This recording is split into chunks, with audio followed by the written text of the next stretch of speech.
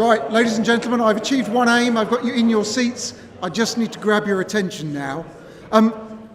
I have the fantastic task of filling the space between now and you going home, which is actually a really good opportunity, because what I can do is trade enthusiasm against length of presentation. So there's a bit of an incentive there for you.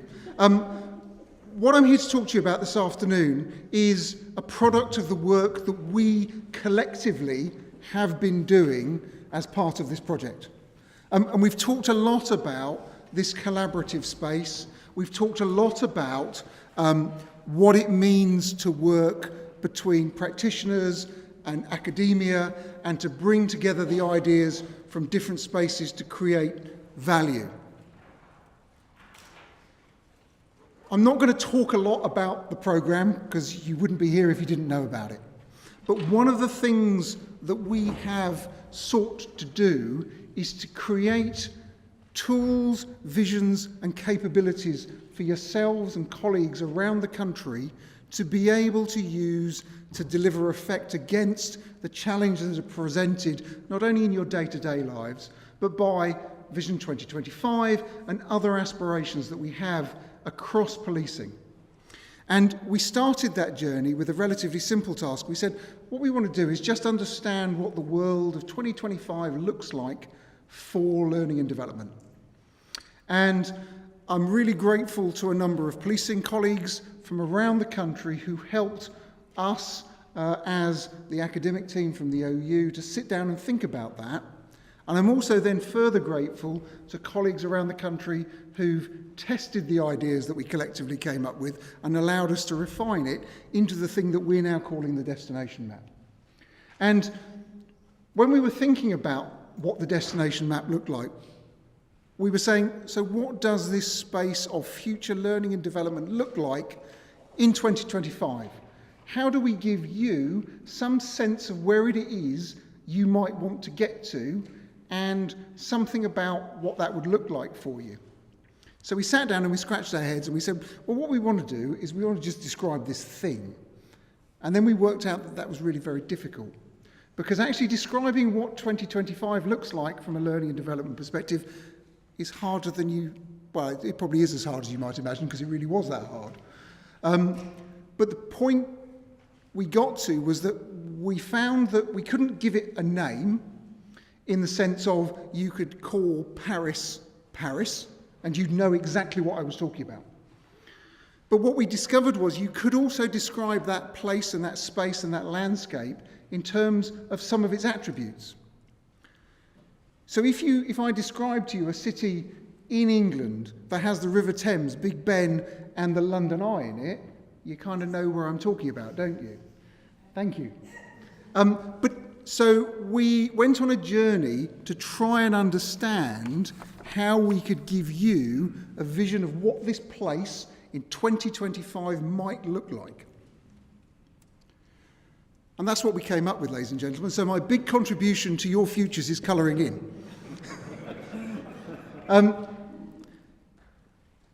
It's supposed to be, on the face of it, a relatively simple model. And on the face of it, it is a relatively simple model. It talks to a number of important areas that we think are critical to delivering effect in learning and development and organisational change within policing over the next period. It talks to a number of attributes which came out of the work that we did jointly about what that space looks like and what it might mean to you. So you'll notice it's a Venn diagram at its heart. It talks about the three core things that anything you should be doing in learning and development should be thinking about orientating towards creating value for. And it might be that in some circumstances you're creating value for your individual learners. It might be that you're creating value for your organisations, but you should certainly be thinking about how all of that works to create value for your publics. And the interaction between them is important.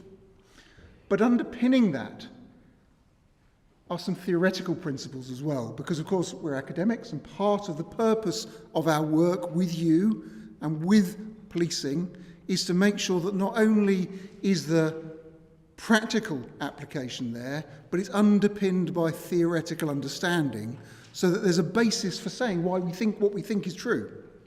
And so each of those core areas is underpinned by some theory. I'm not going to go into that today, mainly because I think I'd lose you, not because you wouldn't understand it, but because it would take too long. But importantly, each of those areas of theory is understood and exists and can be accessed.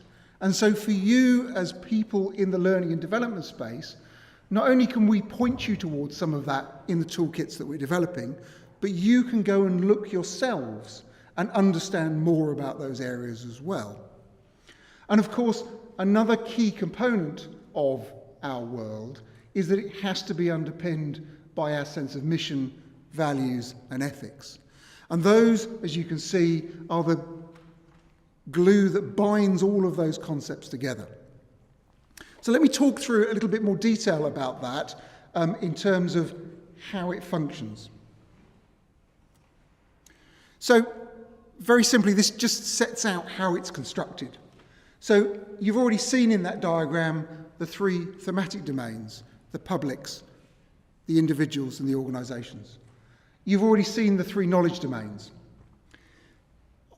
I'll talk a bit in a minute about what the attributes of that space look like, which describe that picture in more detail.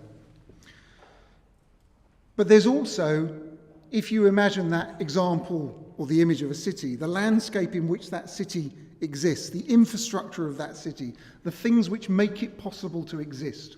And those are the essential delivery criteria that we worked on with colleagues from policing to understand what it is that's important, that we need to have in place to deliver something that might look like this. And then beyond that, there's a group of supporting criteria which aren't absolutely critical, but frankly, they're nice to haves. And in our broader conception of what the world of 2025 looks like, learning and development in policing, those are areas that we would want to think about actively as well, but they're not critical to the delivery of this particular model, but they would be really helpful. So, how do things link together? So, the core domains are the publics, organisations and individuals, because if we're not meeting primarily as public sector, public value generating organisations, the needs of our publics, what are we doing and why are we doing it? It has to be core to what we're thinking about. But also, we have other masters and mistresses to think about.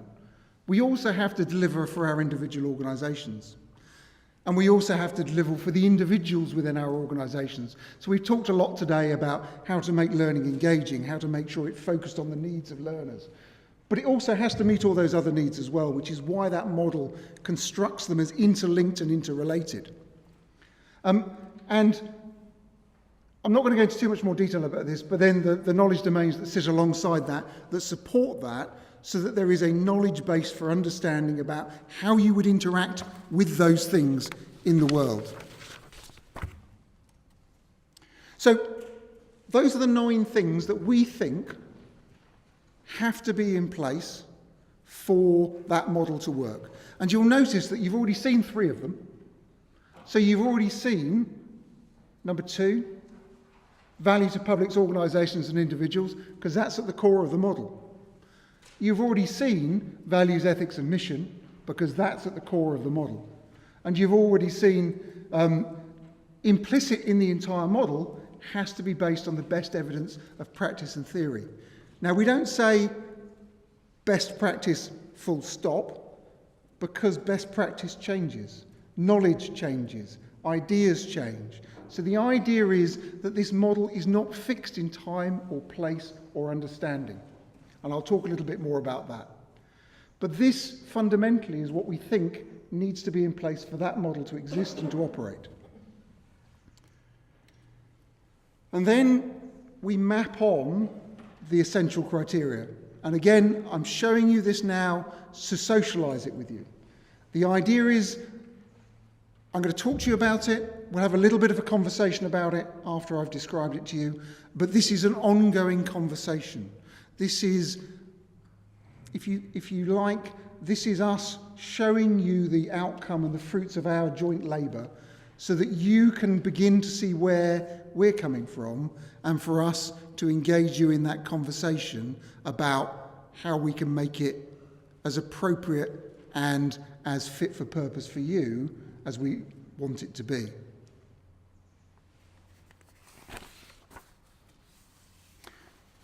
So, what's the model designed to do?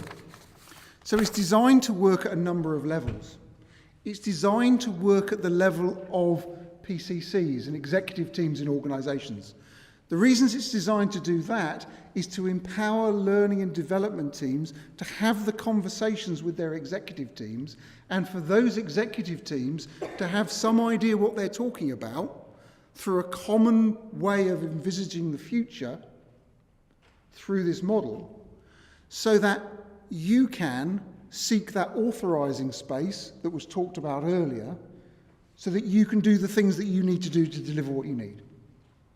But it's also designed so that you as L&D professionals can use it to think about how you're delivering learning and development capability, how you're choosing to focus your attention on different spaces and different outcomes and different ways of doing things. But it's also there for the individual learners, so that they can be reminded of their individual responsibilities for those spheres of activity. Because if they're not thinking about what am I doing and what do I know that can support that model, then we're missing a trick as well.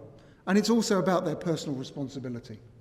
And it's linked through the delivery via learning and development. And I'll talk a little bit more about where learning and development sits in organisational delivery later on.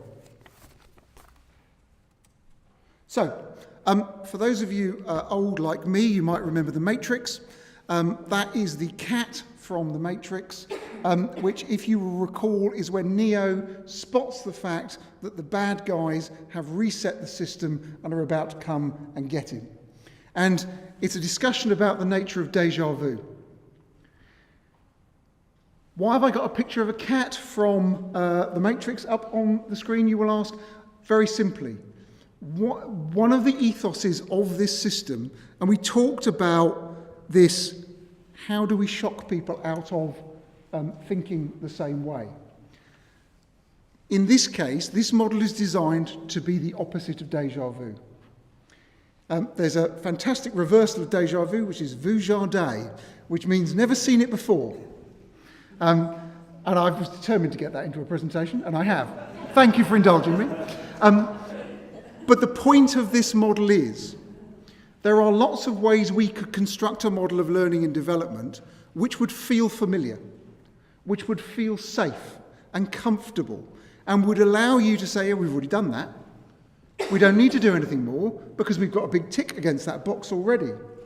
And actually, so just in small ways, so you'll notice that in the core, if you'll recall the core model, it talked about individuals, publics, organisations, deliberately plural. Because if you think about the conversations we've had today, organisations are not single entities. There are organisations within organisations. But it also speaks to wider partnerships. Publics. If you can point me at a public, I will give you £10. Because there is no such thing as a public. There are many publics with many diverse needs and many diverse thoughts and interactions. So the idea is that this model challenges our thought process deliberately to enable us to think differently about our future, to meet the challenges of whatever 2025 looks like. It's also deliberately not a maturity matrix. It doesn't give you a set of instructions per se on how to get from here to there. It does that very deliberately, partly because lots of you are in different starting places. So if I gave you one route, it wouldn't be applicable. But also partly because if I give you a list of things that you can tick off and go, yeah, done that, And I think we've all been there, where you've been given something to do and you go, yeah, I can tick that, and I can tick that, and I can tick that, and I don't need to do any more of that, thank you very much. That doesn't challenge us intellectually, operationally. It doesn't challenge us in the way that we need to be challenged to think about how we get to 2025 and the challenges of 2025. The reason that quote's there is because it's absolutely applicable to this space. We need to open our minds to the possibilities of what that space looks like and think in new, innovative and challenging ways. That's not to say we throw everything that we've done out before, but what we have to do is challenge ourselves to think, is that right? Is it what we need? And how do we move forward?